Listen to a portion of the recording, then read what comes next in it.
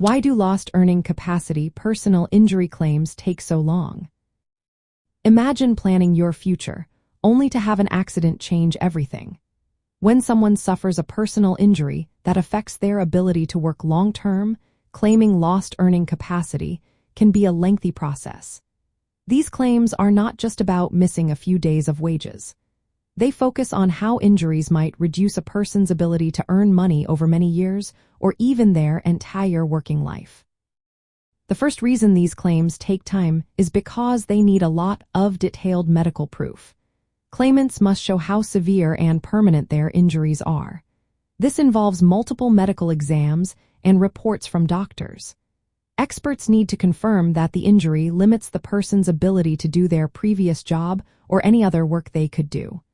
Gathering all this evidence can take months.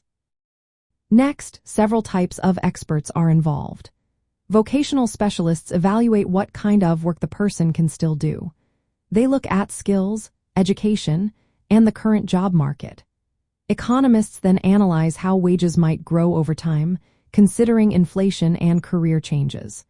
Combining these reports takes time because each expert's evaluation must be coordinated and reviewed carefully. Calculating future lost earnings is also complicated. It involves making educated guesses about what the person would have earned if not for the injury. This means looking at past income, job history, and economic trends. Experts consider whether the person could have been promoted or if the job market might change. They also assess if the injured person could have retrained for a different career. All these factors make the calculation complex and time-consuming. Disputes often slow things down. Opposing sides may argue that the injury is not as severe or that other health issues caused the loss of earning capacity. They might challenge whether the injury is permanent or if the person could have worked in a different role. Resolving these disagreements involves more evidence, expert testimony, and sometimes court hearings, which can stretch out the process. Another factor is that claimants are expected to try to reduce their losses.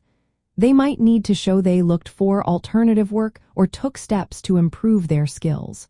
Proving these efforts were reasonable can add extra steps and delays. Finally, negotiations for a settlement can take a long time. Since future earnings are involved, both sides want to agree on a fair value. This often means multiple rounds of offers and counteroffers. Reaching a settlement requires patience and careful discussion. All these steps, gathering medical proof, coordinating experts, making economic projections, resolving disputes, and negotiating, add up.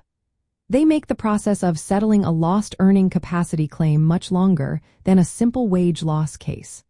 The goal is to ensure the injured person gets fair compensation for their long-term financial loss, but that careful, detailed process naturally takes time.